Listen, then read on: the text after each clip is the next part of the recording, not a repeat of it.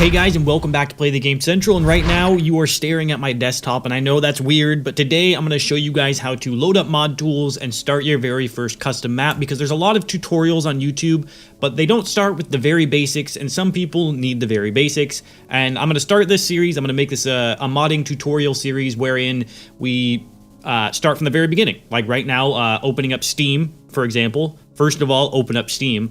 Second of all, once you do have the mod tools installed, by going to library and then tools, if you scroll up here, you'll see that there is Call of Duty Black Ops 3 mod tools, and I'm going to give you guys a quick little secret. If you right click this and go to properties and then go to DLC over here on the far right hand side of the tabs, you'll see Black Ops 3 mod tools additional assets. Now this file is 50 gigs large, so make sure you have room, make sure you have the time to download it, but this will give you a ton more assets to work with within the engine. So once you have that, go ahead and close that and load up mod tools by just double clicking it. It'll load up this menu. You'll see this command prompt over here on the left. Just leave that open. It just needs to be there. Don't worry about it. It's nothing important. You'll never ever mess with it at all. Once you have this menu open, Black Ops 3 mod tools, tools launcher, go ahead and click File and click New. Now here it's going to ask for the name and the template. For the name, you absolutely need to have ZM underscore in front of it to make it a zombies map. Once you have that, go ahead and type ZM underscore and then whatever you want to name it. For the purpose of these videos, I'm going to name our file tutorial, and that will be it. And then you're going to go down to the template and change it to ZM mod level. And what that's going to do is it's going to give you a template to start with, so that you have some sort of reference for other things like zombie spawners and starting spawners and all that stuff. So you don't really have to mess with that for your first map. Go ahead and click OK, and you'll see that this pops up, new map created, and that's perfectly fine. Now go down to the ZM tutorial, click it, click the check mark, and then click right here. You'll see level editor. Just go ahead and click that, and it'll load up, and it'll go through the process of loading up the map for the first time. And the more you do this, the longer it's going to take. It could take up to 10 minutes if you have a really large map, so keep that in mind. Now once you're in the mod tools, you're going to notice that there is a couple windows, and you can actually edit and change these windows once you go inside by right clicking up here in the empty space. If you want to have this window that's a camera right here, as you can see, it's just the camera that you can move around in. You just right click and you can move around in there, or hold control and that will make you go up and down, or hold control shift and right click and you can look any direction you want. So remember, the right mouse button will simply glide you on this axis, back and forth. Holding control will do this axis, and then holding control and shift will make you look around like that. So that's a little tutorial tip, I guess, not something I want to go too deep into, but I will give little tips and tutorials like that as we go through the process of actually mapping.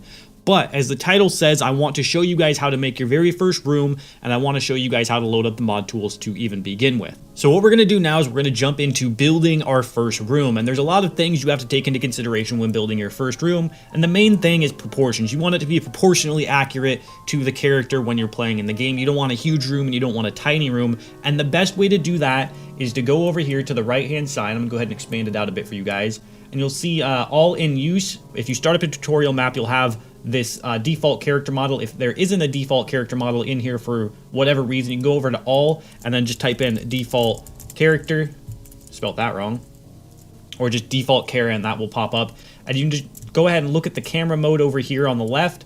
Go ahead and just drag and drop it, and it'll put his feet straight, even level with the ground, which is going to help us design and make it the proper height. So after you have him in, go ahead and switch over to the XY top, what I like to call blueprint mode, just because it makes the most sense, or CAD mode, and you can just simply drag and then drop, and now you have this big huge block. But what you want to do is you want to make it accurate to the size of the room that you're doing. And the best way that I found to do this to make it a good size is to press escape, go out of that, go into models, and just type in door or wood door or something that will bring up any sort of door that's the right size to the character model. So if we have a door here called Kai Door Wood Decorative, we're just go ahead and drag and drop that in. As you see, it's pretty level with our guy's head. It looks pretty accurate in size, good enough for me. And what we're going to do is we're just going to drag that over here. It doesn't really matter where you drag it, because we're going to size everything around that door frame. Now that we have some sort of reference point, we have 2 reference points now. The more reference points that you have to make something size accurately, the better. Now we're gonna hold to select this square. Go ahead and hold Shift and left click, and now you'll have that reselected again. And what I'm gonna do is I'm just gonna line up the side of this with this door frame. I'm gonna go ahead and make it touch. It's all right if it goes into it. It's not a huge deal, and it's all right if it's not completely touching right now. We're just gonna resize this. You can scroll your mouse wheel in and out to get closer, and you can resize your grid over here on the top left-hand side. I like to keep it on the smallest grid because it gives me the most accurate measurements. So I'm gonna size this all the way up to this door, and I'm not gonna make it inside of it like this. I'm gonna make it stick out a little bit because it looks a lot better in the end. Now, if you hold Control, since we can't see the side of it, well, we can see it now. If you hold Control and press Tab, you'll be able to size through or go through the different axes, and now we're on the side, which is where we want to be, to bring it up to the top level of this door, right there. So now we have this wall. There's nothing about this wall that's special, but what we want to do is texture that wall so that we have other walls to put around it. That makes no sense. So we'll shift click that wall and go over here to textures. If you don't have this textures tab, go ahead and click right here, and then click textures, and then right here, and then just add it, and it'll be right here. So we want a wall texture. So we're gonna go to all, we're gonna go to usage, we're going to go to interior wall. I'm just gonna type in wood. We want a regular basic wood wall. We'll go with this one right here. Just double click that, and it changes the texture to a nice, beautiful wood wall. Now, if you want to see this in more detail, you can go ahead and press F8, and it'll give you more detail. But since we have a really bright skybox, you can't really tell, so I'm just going to leave that off for now. To continue the best way to continue this room is to just shift click this wall now that we have it. Go ahead and make this blueprint bigger. Control Tab, Control C, Control V, and now we have a second wall. And what we're going to do is we're just going to grab this Y-axis and then drag it down until it meets up with this, and bring it up to this door frame. I'm actually going to undo that because that's not very accurate. Hold on. A good way to do this properly is to drag it back over like this, and we're going to lock the Y-axis and then bring it down so that when we move to left and right, it will no longer slide on that axis. We're gonna go ahead and drag that down so now it meets up with that wall. And what we can do is now grab both of these walls by holding Shift and then just clicking them both one at a time while holding Shift the entire time. Control C, Control V, and then we can unlock this axis and grab the red axis and bring it back. And now you'll notice we have a hole in between these walls. So but basically what we can do is just bring this is kind of the cheap way of doing it, but just bring this wall up to meet this wall. It's not a big deal.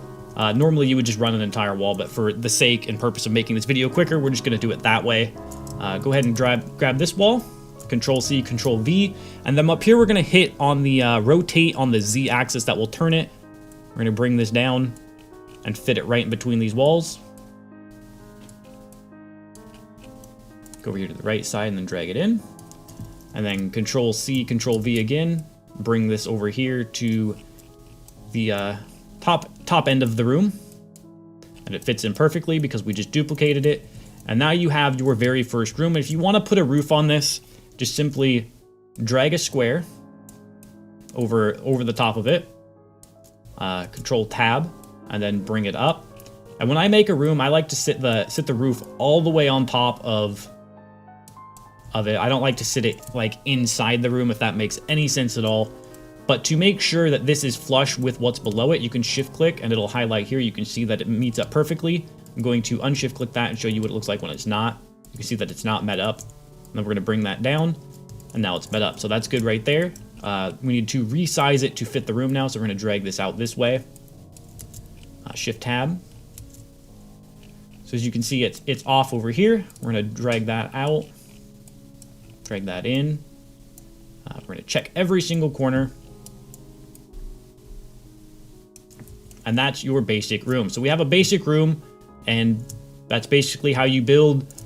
That's the fundamentals of building so far. We're going to get into a lot more details, such as making sure that these, I'm going to go ahead and hide this. If you want to ever hide an object, shift click it and then press H, and that will hide it. The best thing that you can do when building walls, and we're going to get into that in a different video, is making it so that these walls right here don't meet in this particular angle. And I'm going to quickly show you how to do that. I'm not going to go into detail. If you guys are interested in this stuff, I will continue doing this in the future. But you'll take something like this, you'll press X on this, you'll click here. Oops, you'll click here and then here, shift enter. You'll delete that, and then you'll bring this in and do the same, so that when your walls meet, they're not meeting at weird angles, they're actually meeting directly in the center, so that there's no texture tearing to be found. They meet directly in the corner where walls should meet. So, if you guys enjoyed this tutorial, let me know in the comment section below, and I will continue doing this as we go on through the tutorial. If you guys do enjoy this, I will get more and more in depth. If you have any questions or comments, leave them down below. I will be sure to answer them. I will respond with the Play the Game account so that you know that it's me, and I will give you the best accurate information that I know how. If you guys want a very specific tutorial on something, let me know as well, and I will definitely do a video on that. Anything, it ranges from anything. I can make a map from start to finish. There may be things that I'm not 100% knowledgeable on, but we will learn together if that's the case. And as always, guys, it's been fun. It's been me, and I will see you all next video.